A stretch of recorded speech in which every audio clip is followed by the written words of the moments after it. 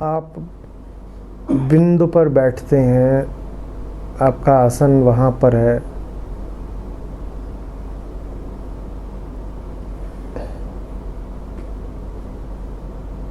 वहाँ कुछ बदलता नहीं है।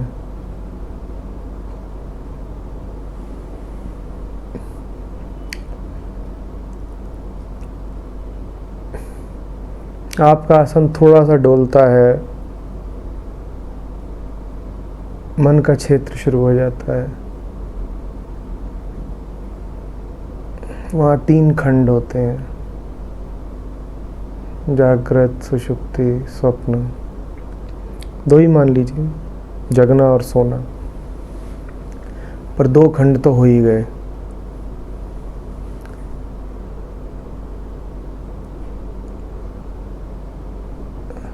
जब आप बिंदु पर थे, केंद्र पर थे, तो आप अपनी अवस्था का कोई वर्णन नहीं कर सकते थे, क्योंकि आपकी कोई अवस्था थी ही नहीं। वहाँ कुछ बदलता ही नहीं। अवस्था का तो अर्थ ही है कि कुछ बदलने की संभावना है। मैं एक खास अवस्था में हूँ जो कि बदल सकती है। तो आप अपने सिंहासन से हट गए, आप मन में आ गए।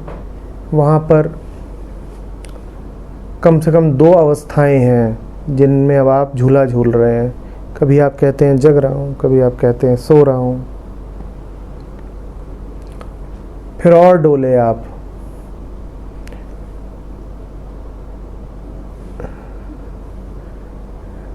और बाहर की तरफ आए, यूं कहूँ कि और बहिष्कृत हुए। तो जागृति की भी फिर एक अवस्था नहीं रही, उसके भी 100 हिस्से हो गए। फिर जागृति में सुख आ गया, फिर दुख आ गया, फिर दुनिया भर की और वस्तुएं आ गईं, और अब आप अवस्था से अवस्था के बीच में डोल रहे हैं। हजारों रंगों के बीच में ऊपर नीचे हो रहे हैं। वही हालत फिर सपने में हो रही है आपकी। लगातार आप इधर से उधर से, उधर से इधर से हो रहे हैं। सब लगातार बदल ही रहा है। आपको ऐसा लगने लग गया है कि आपका स्वभाव ही परिवर्तन है। ये होता है आमतौर पे, पर जो बिंदु पर ही आसीन है,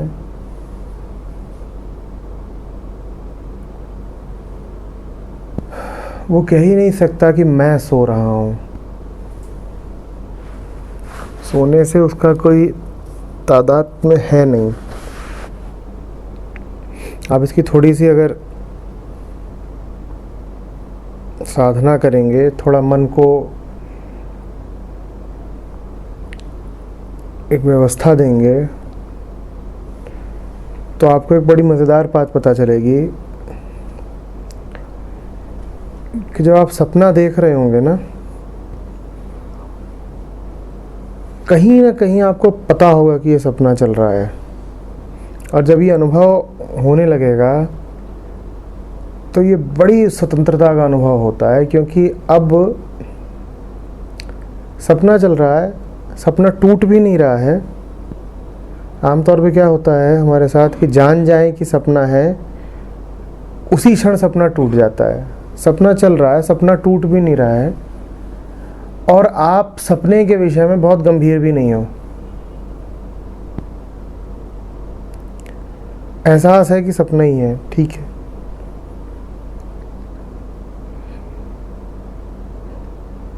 और सपने में कोई कमी नहीं आई है, सपना अपनी गति से चल रहा है। आप सपने में होते हुए भी सपने में नहीं हो।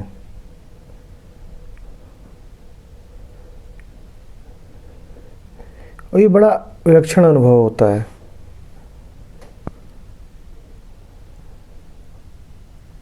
असल में जगते हुए तो आसान होता है अपने ही आप को धोखा देना, ये कह देना कि मैं साक्षी भाव में हूँ, पर सारे साक्षी भाव की कलई खुल जाती है सपने में। क्योंकि अगर वास्तव में साक्षी भाव है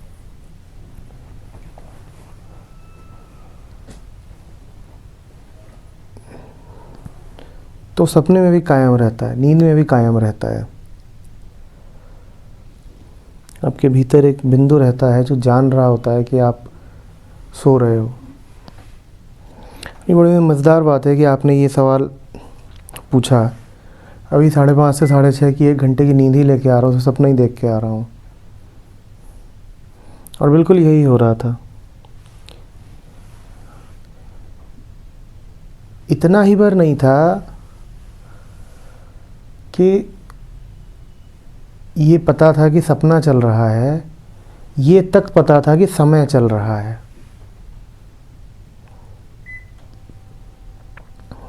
ये भी स्पष्ट पता था कि समय चल रहा है। और सपना पूरा था, सजीव, सब कुछ जो जो सपने में हो सकता है, कोई हल्का सपना नहीं। तो सपने में है भी पर नहीं है, यही हाल जगने में होता है। आपसे बातचीत कर तो रहे हैं, पर हमें क्षमा कीजिएगा, हम ये नहीं कह पाएंगे कि हम आपसे बातचीत करने में प्रवृत्त हो गए हैं। कर भी रहे हैं, नहीं भी कर रहे हैं। कर भी रहे हैं और नहीं भी कर रहे हैं। इसका अर्थ ही नहीं कि आपसे बातचीत करते समय हम कहीं और चले गए हैं या मन भटका हुआ है। नहीं, मन भटका वटका नहीं हुआ है। हम मौजूद हैं, पूरे तरीके से आपके साथ हैं। पर इस पूरी गतिविधि में कुछ है जो संलग्न नहीं हो गया है, जो अछूता सा है। पूरे डूबे हुए हैं तुमसे बातचीत करने में, पर कुछ है जो डूब सकता नहीं है। वो समस्त डूबने का आधार है, उसके कारण डूबे हैं। वो है, इस कारण डूब लिए हैं, पर वो नहीं डूब सकता। समझ रहे हो? तो उसी दशा की बात है कि तीनों अवस्थाएं जो मन की होती हैं, किसी भी अवस्था के साथ संपृक्त नहीं है। ये नहीं कि उन अवस्थाओं के साथ अन्याय कर रहा है, ये नहीं है कि वो उन अवस्थाओं का त्याग कर रहा है, कि उन अवस्थाओं में उसे कोई खराबी नज़र आती है। नहीं, ऐसा कुछ नहीं है। मन है, मन का काम है अवस्थित रहना, इधर नहीं तो उधर।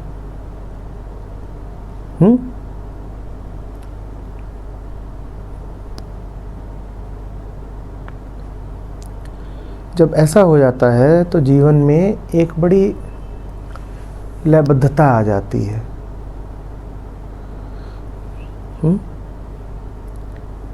जब ऐसा हो जाता है तो जीवन में एक खिलवाड़ का स्वभाव आ जाता है।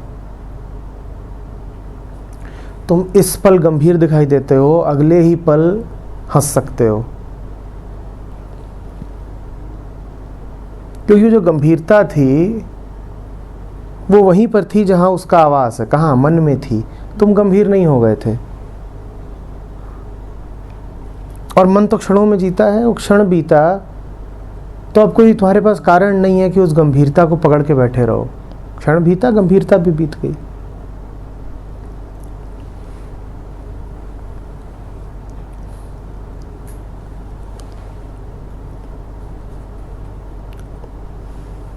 अब मन तुम्हारे सामने बहता है, एक ऐसा प्रवाह जो अपने पीछे कोई चिन्ह, निशान, अवशेष नहीं छोड़ जाता। वो बह रहा है, ठीक है, बह रहा है। वो बह रहा है, तुम बह नहीं रहे। और तुम्हें उस बहने से कोई शिकायत नहीं है। मैं फिर कह रहा हूं, तुम्हें उस बहने से कहीं कोई कतई आपत्ति नहीं है। बल्कि सही बात तो यह है कि तुम उस बहने का पूरा मज़ा ले पा रहे हो। तुम्हारे पास स्वतंत्रता है। कभी तुम दूर खड़े होकर उसका बहना देखते हो, कभी तुम बिल्कुल पास आकर के देखने लग जाते हो, कभी तुम्हारा मन करता है तो तुम छलांग ही मार देते हो। तुम जकड़े हुए नहीं हो मन के साथ। तुम्हारे ऊपर ये बाध्यता नहीं है कि मन का रंग बदलेगा तो तुम्हारा भी रंग बदल जाएगा। तुम्हें पूरी मुक्ति है। तुम्हें गोता खाना है, गाओ खाओ। तुम्हारे ऊपर ये बाध्यता भी नहीं है कि तुम्हें सूखा सूखा रहना है। तुम गोता खाना चाहते हो, खा सकते हो। तुम वहां बैठे हो, वहां बैठे रहो। जो हो रहा है, जो हो रहा है, तुम सबके दृष्टा हो सकते हो।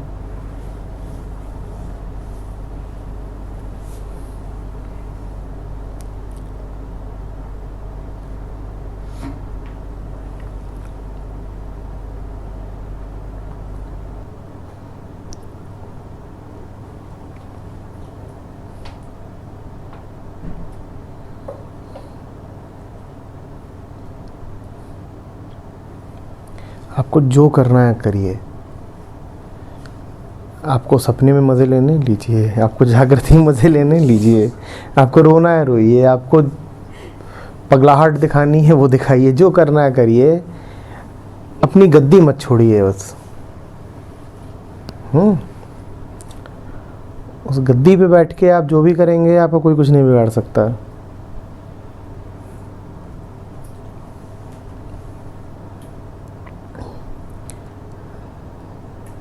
हाँ, जब आप इतने आकर्षित हो जाएं कि होश खो बैठें और गद्दी छोड़ के कूद पड़े, तब ख़त्म हो गया काम। ये करीब करीब वही है कि लक्ष्मण रेखा बना दी गई थी। जो करना करना, इसके भीतर रहना। तो वही है, जो करना समझिए। और जो लक्ष्मण रेखा, उसका नाम होश है। जो करना है करो, कौन रोक रहा है। लेकिन ये ख्याल रखिए, कुछ अपने लिए बातें जान लीजिए कि अगर ये पता चल रहा है कि इतनी दूर चले जा रहे हैं कि अपनी शांति छिन रही है, तो वापस आ जाइए। अगर ये दिखाई दे रहा है कि इतनी दूर चले जा रहे हैं कि कटुता आती जा रही है, तो वापस आते जाइए। ये बस एक तरह से लिटमस टेस्ट ही है कि जान जाइए कि दिशा। जिस आप पूरे तरीके से डूबिए, उतराइए, कीचड़ से खेलिए, पर जब ये देखिए कि वो आपकी शांति ख़त्म करने लग गया है, तो समझ लीजिए कि आपकी गद्दी छिन रही है, तब वापस आ जाइए। इसका मतलब ये नहीं कि गद्दी छिन सकती है। इसका मतलब इतना ही है कि मन में अभी वृत्तियां हैं, विकार हैं। तो अभी आप दूर जाएंगे तो उन विकारों को आप और प्रोत्साहित करेंगे। तो मत जाइए। अभी स्थिति वो भी आएगी कि जहां आप कहीं भी चले जाएं, आपकी गद्दी नहीं छिनेगी। पर वो स्थिति जब तक नहीं आती, तब तक उतनी ही दूर जाइए जितनी दूर आपके लिए उचित है।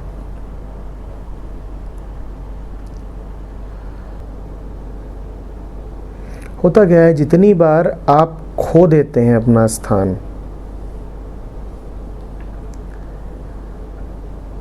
उतनी बार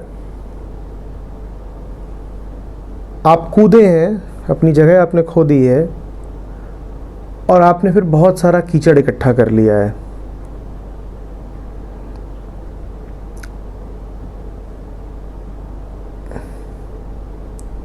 आपकी वृत्तियां और गहरी हो गई हैं। अब अगली बार आपके लिए कूदना और मुश्किल हो जाना है।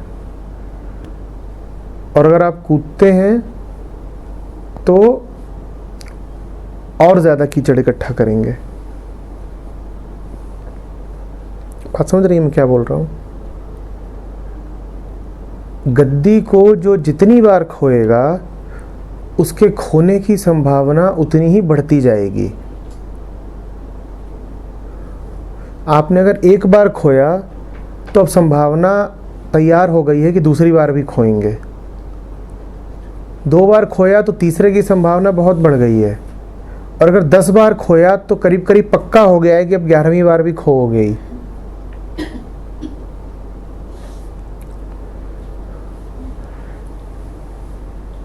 तो अपने भीतर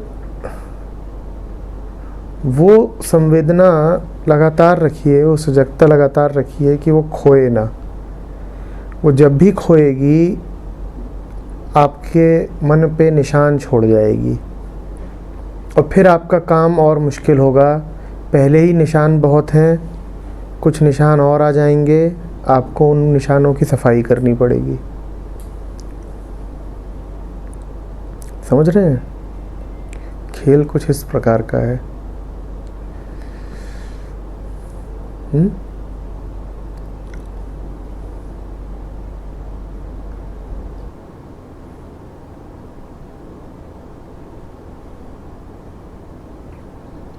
मन को इलास्टिक जैसा बनाइए। इलास्टिक की क्या निशानी होती है? कितनी भी दूर जाए वापस और जितनी दूर जाए उतनी तेजी से वापस आता उतना उसमें वापस आने की आकांक्षा बढ़ती है। उसको आप उसके केंद्र से जितनी दूर ले जाओगे वो उतनी ज़ोर से कहेगा कि मुझे वापस आना है।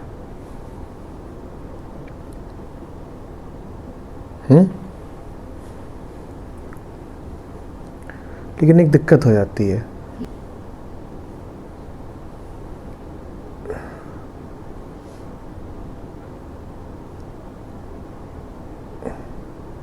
एक पेंडुलम भी एक इलास्टिक की तरह ही होता है।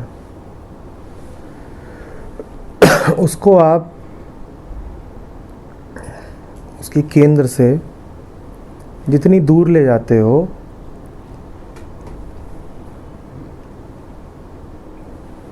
वो उतनी ऊर्जा इकट्ठा करता है वापस आने के लिए। करता है कि नहीं?